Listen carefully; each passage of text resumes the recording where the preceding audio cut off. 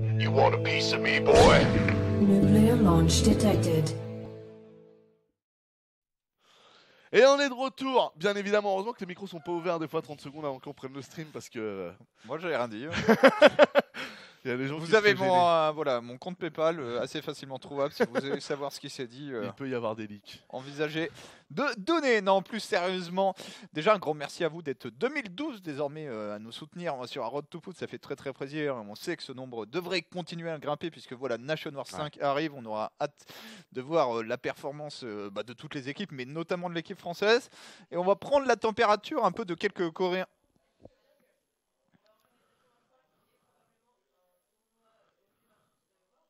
Alors, on va faire plein, il y a plein de choses qui arrivent ici. Il y a plein de choses qui arrivent, mais ouais, effectivement, si on arrive à 2100 durant la Nation Wars, ça débloquerait le palier OG versus The World. En attendant, ici, il y a Zest contre Stats, du coup, en demi-finale pour aller affronter Trou et ses arnaques en PVZ en finale.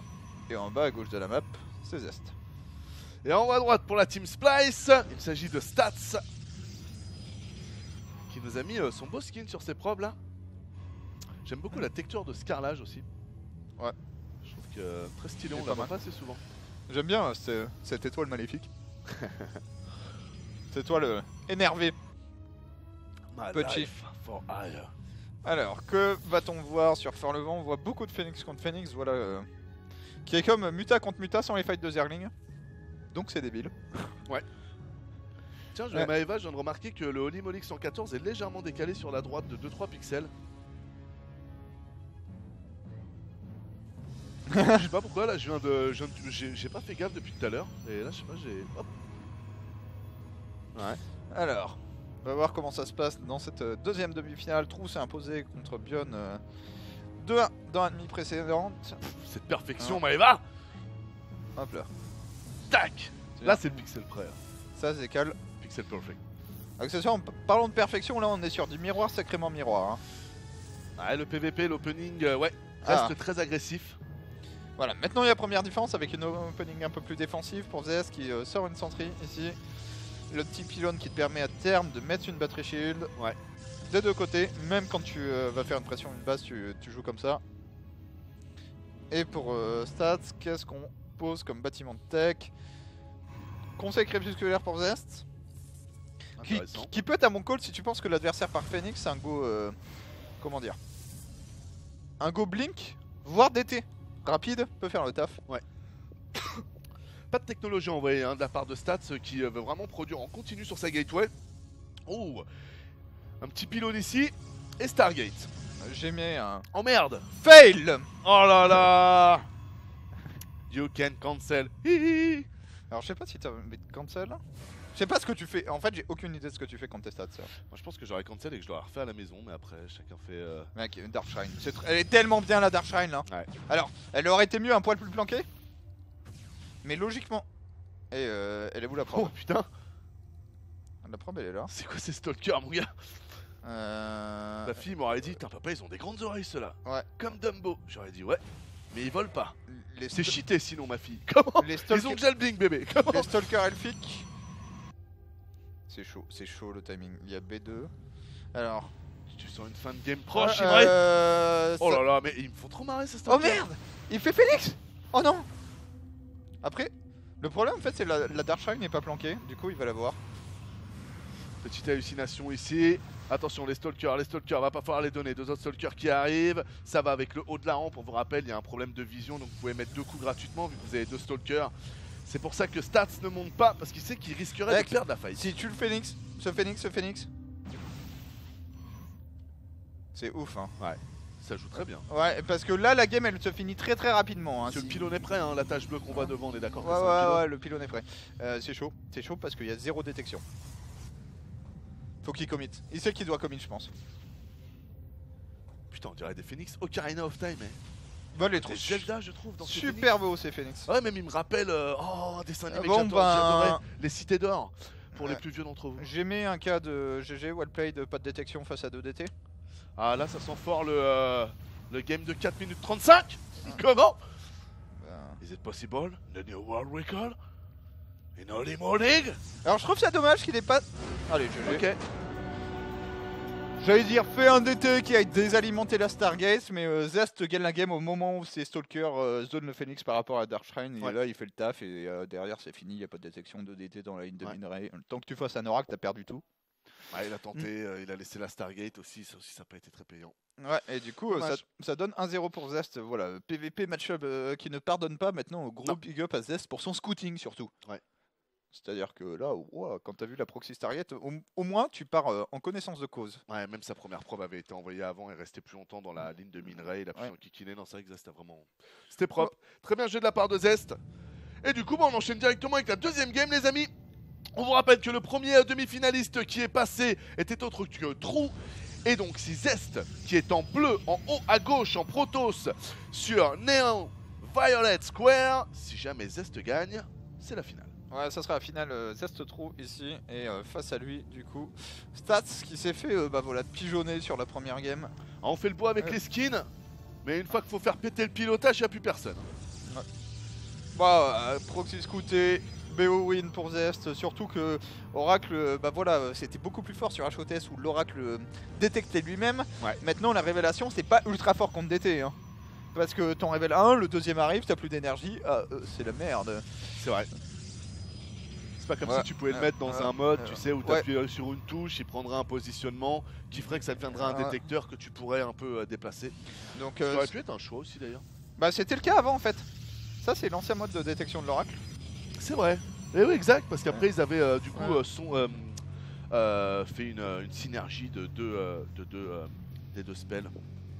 Après, honnêtement, j'avais oublié. Il s'est passé tellement de choses. Je trouve l'Oracle bien plus intéressant. Les unités cloak, un petit peu Rush Ghost ou Rush DT sont les seuls scénarios où cette révélation est meilleure. Sinon, moi je trouve que l'Oracle est une des unités qui est très bien montée du côté des Protoss, même si pour le coup, dans un jeu parfait, je pense que la révélation sur une unité aérienne quand même, je sais pas. Si ça aurait pas pu être discutable que ce soit plutôt sur une unité au sol, sachant qu'on a déjà aussi l'hallucination. Mais sinon, non, je te rejoins, moi je trouve que... Enfin après je sais pas si c'est ce que tu allais dire, mais moi je trouve que l'Oracle est une unité très sympathique. Alors je vais dire quelque chose que j'aurais jamais pensé dire, mais je pense qu'il est un peu faible en PVT. Ouais, bah maintenant, ouais. Je trouve que je sais pas si on peut le remettre comme avant, mais je le trouve un peu trop faible. En fait, pour être honnête avec vous, allez, je prends 30 secondes pour vous la sortir celle-là parce que je la pense tellement forte. Pour moi, le vrai problème en fait, c'est que vous voyez, on a rajouté l'adepte. Vous pouvez remarquer que l'adepte a toujours eu du mal à rentrer un peu dans StarCraft 2 parce que c'est une unité qui a jamais trouvé sa place. En fait, ce qui manquait réellement à la race Protoss, et c'est pour ça que l'adepte d'ailleurs a la Shade, c'est qu'il manquait une unité qui permettait d'Aras en début de partie. L'équivalent du Zergling, l'équivalent du Reaper pour la race Terran. Ils ont essayé de le placer sur l'adepte, mais c'était compliqué parce qu'ils n'ont pas voulu le placer juste comme une unité comme le Reaper, un peu trop faible.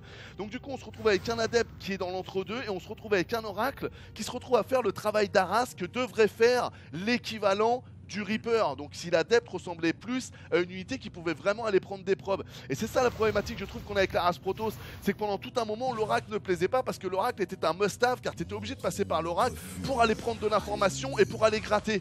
Et c'est ça qui pose un problème, c'est qu'en Terran, si tout le monde ouvre Reaper, on trouve ça normal, l'unité est faite pour ça. L'oracle, que ça devienne un must-have alors que c'est une unité T2, c'est pas anormal. Et je pense que c'est ça l'un des plus gros défauts du montage dans les mécaniques de jeu Protoss.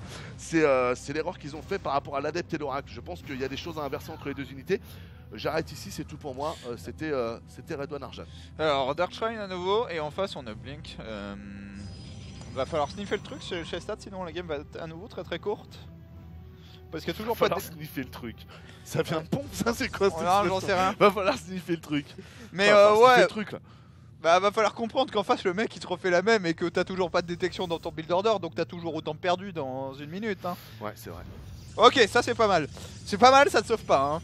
Le timing va être ultra short et si tu tues ce pylône, t'as gagné la game quand t'es Zest. Maintenant, on peut voir les DT, on va être positionné en défense, donc plus simple, on peut force field, il y aura des trucs à faire. C'est plus auto-lose. Oh merde.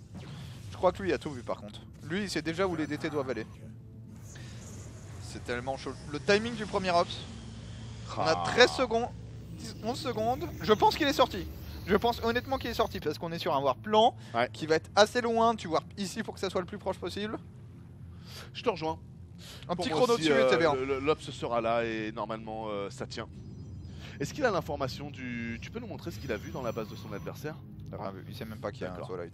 Après tu sais qu'il n'y a pas une target, t'aurais vu les unités. Ouais. Et personne n'ouvre robot en premier quasiment. Ouais. Là en vrai par contre je pense que tu meurs à 100% si le mec a ouvert une base 4 gate. Oh c'est chaud, au mec c'est chaud. Là normalement maintenant il les a vus. Voilà, donc là il va bloquer sur la rampe. Ah c'est dommage il a pas qu'ici il bloque pas. Ah il a vu sur la B2. Ouais. Ouais. Ok là il a vu. Ça va faire un petit peu de dégâts. Là il y a un bon bloc. Il y a un très bon bloc ici. Ouais 3 collecteurs ça va hein, pour le prix de la bête, 4. Ouais bon Zest est content aussi hein. Ouais. Le truc c'est que on verra si ça revient. Moi j'aime bien les openings DT macro. En général celle où tu fais DT une double B2 et la game continue. Ça met un peu de piquant au début de partie. Ça a aussi le mérite d'hard counter beaucoup de build order. Si c'est tout ce qui va être Phoenix, tout ce qui va être Blink, tout ce qui va être low en détection tout simplement. Ouais. Et derrière, bon DT ça reste cool. Alors ça, c'est la méga lose. On vous rappelle quand même le plus gros paradoxe de la protosserie, hein, c'est que quand vous partez DT, vous n'avez 0 détection. Ouais. Donc du coup, paradoxalement, le meilleur contre du DT, c'est encore de faire du DT, ma man. Avec une robot. C'est ça qui est paradoxal. Ouais bon alors là, l'immortel et la shield batterie vont mettre un énorme stop à ce go. Il est sacrément Là moi j'en laisse passer 3.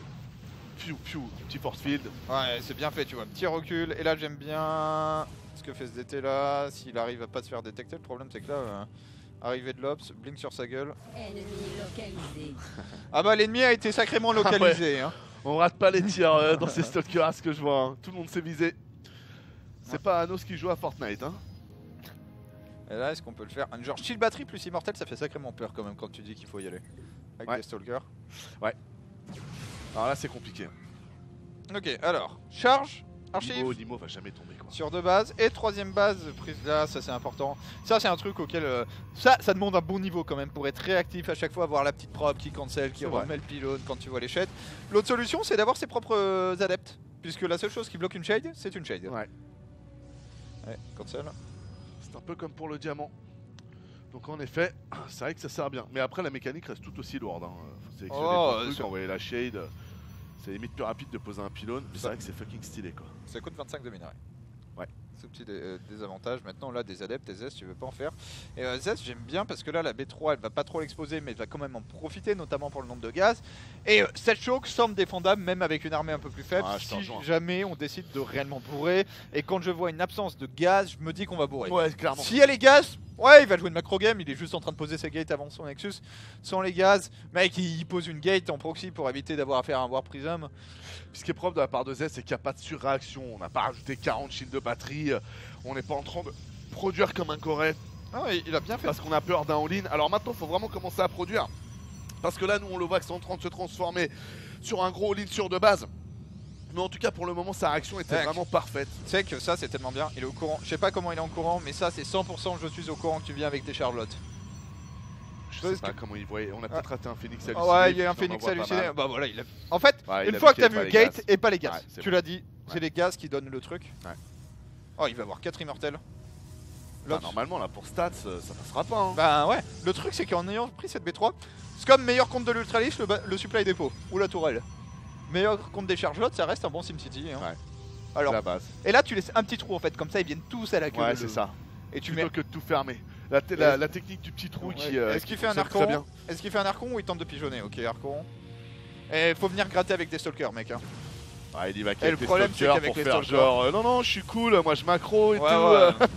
non, tu macro pas, mec.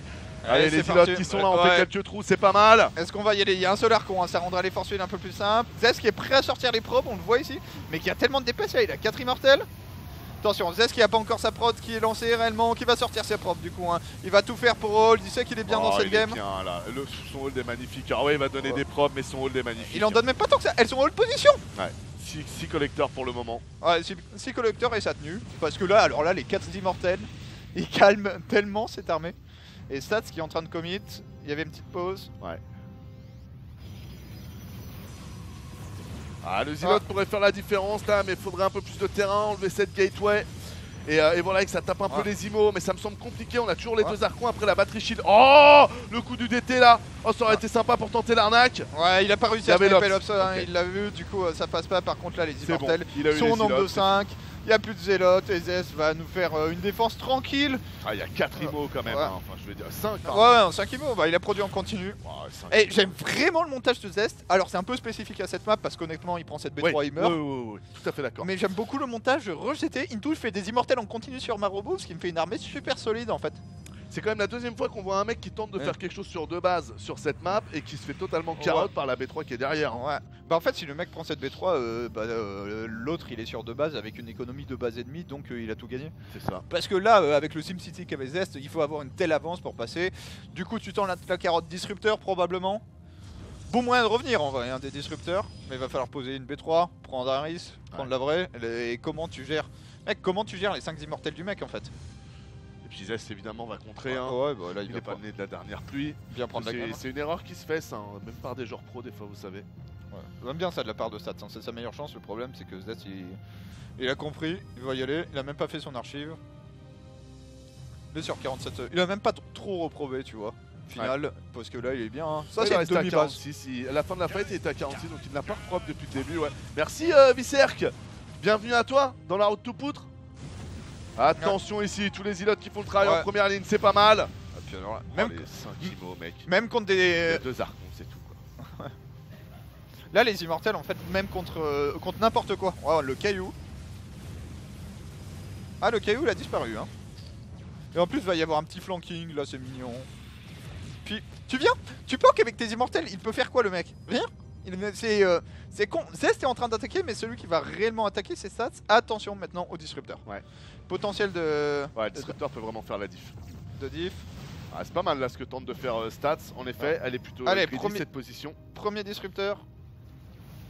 Après la charge là t'es un peu dans la position du joueur terrain. Tu te rappelles qu'à chaque fois ça connecte ça fait des dégâts. Ouais. 2 disrupteurs pour voler la game.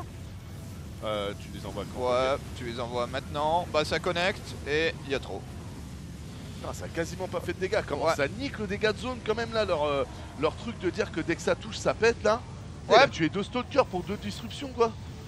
Après J'étais un peu déçu là.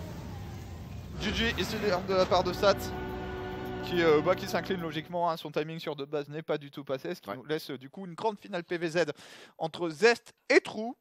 Fait un tout Bah, ça va être intéressant parce qu'on sait que Zest, on l'a vu pendant les IEM, bon son PVZ d'ailleurs c'était TKL.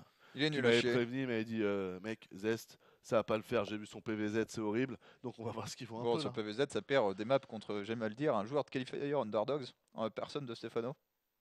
Comment ça? Non, Stefano s'est incliné dans le dernier Qualifier en Underdogs contre Firefox je crois. Ah ouais Non, contre Ah Ricus. oui exact. Ouais. D'accord, ouais. Non mais Ah voilà. oui, ça c'était dommage. Non mais non, Zest qui est pas au niveau en PVZ. Je propose qu'on est déjà 22h50 et la série était courte, on fait un tout petit break pour la VOD et on continue si ça te va. Ouais. On fait 3 minutes 30 les poulets. Voilà. Et on se revient tout de suite après. Et on sera à l'heure Maëva. Incroyable. T'inquiète. Allez, à tout de suite.